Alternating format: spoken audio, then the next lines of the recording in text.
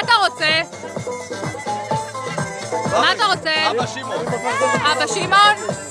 אבא שמעון. מה זה אבא שמעון? זה מוקדש לראיה. לראיה.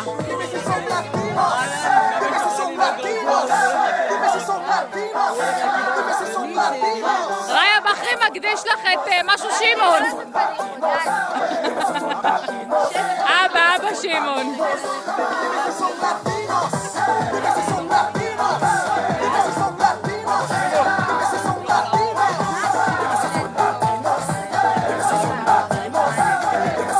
אלדר, אני רואה הכל. אבי.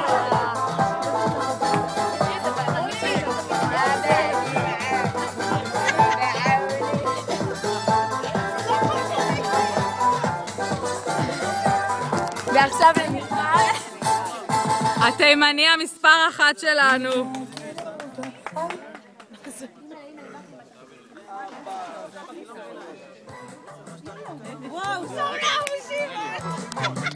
באמת? זה אבא שמעון?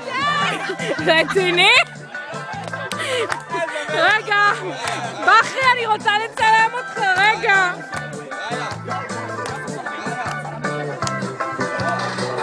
אבא שמעון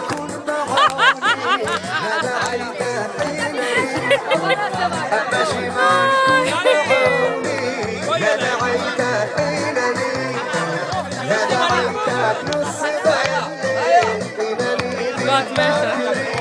אין דברים כאלה. אבא שמעון עלק.